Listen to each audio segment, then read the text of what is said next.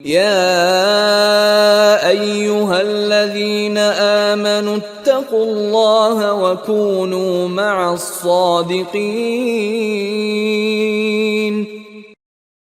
جو رمضان کا تعارف کروایا، فرمایا کہ شہر رمضان الذی انزل فیہ القرآن، فرمایا کہ یہ رمضان وہ مہینہ ہے کہ جس مہینے کے اندر قرآن اتارا گیا۔ حالانکہ رمضان کے مہینے میں روزے بھی ہیں، تراویح بھی ہے، اعتکاف بھی ہے، شب قدر ہے، بہت ساری چیزیں ہیں۔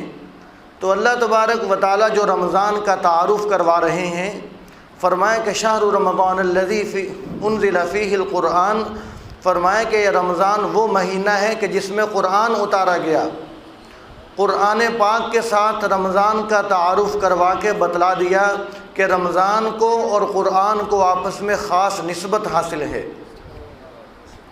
اور اللہ تعالیٰ نے یہ بتلا دیا کہ دیکھو قرآن پاک کی نسبت رمضان کے ساتھ ہوئی تو یہ رمضان کا مہینہ تمام مہینوں کا سردار بن گیا۔ قرآن پاک کی نسبت جس چیز کے ساتھ ہوتی ہے اس کے اندر سرداری آ جاتی ہے۔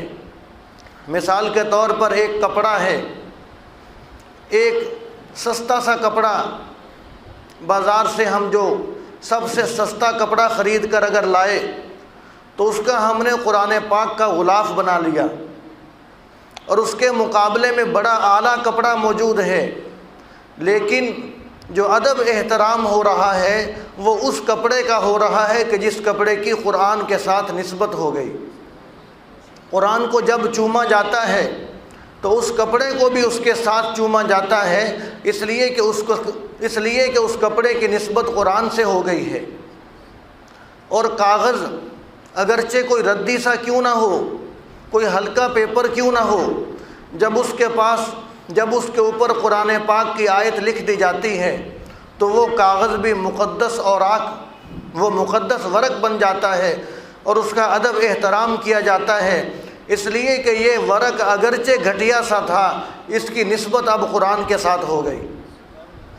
ایسے ہی ایک لکڑی کا فرنیچر بڑا اعلیٰ قسم کا، بڑا قیمتی بنایا جاتا ہے، اور ایک ہلکی سی لکڑی کی رحل بنا دی جاتی ہے، تپائی بنا لی جاتی ہے قرآن پاک رکھنے کے لیے، تو فرنیچر کا ادب احترام نہیں ہے، لیکن رحل اور تپائی جس پر قرآن پاک رکھا گیا اس کو کوئی پاؤں لگانا بھی بے ادبی سمجھتا ہے۔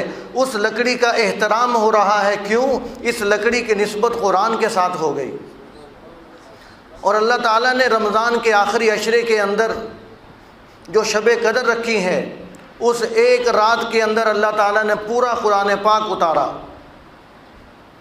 لوح محفوظ سے آسمان دنیا تک پورا قرآن پاک اس ایک رات کے اندر اتارا، تو اس رات کی نسبت قرآن کے ساتھ تھی، اس لیے اللہ تعالیٰ نے اس کو شب قدر کہا اور تمام راتوں کی سردار رات کہا، اس لیے کہ اس کی نسبت قرآن کے ساتھ ہو گئی۔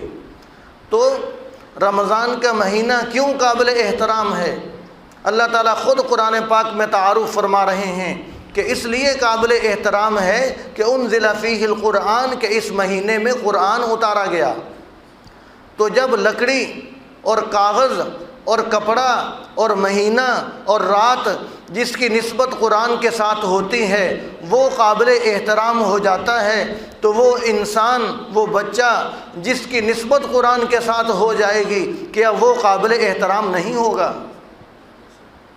اللہ تعالیٰ کے ہاں وہ بھی قابل احترام ہو جاتا ہے۔ اللہ تعالیٰ ہمیں اس نعمت کی قدر کرنے کی توفیق عطا فرمائے۔ يا أيها الذين آمنوا اتقوا الله وكونوا مع الصادقين۔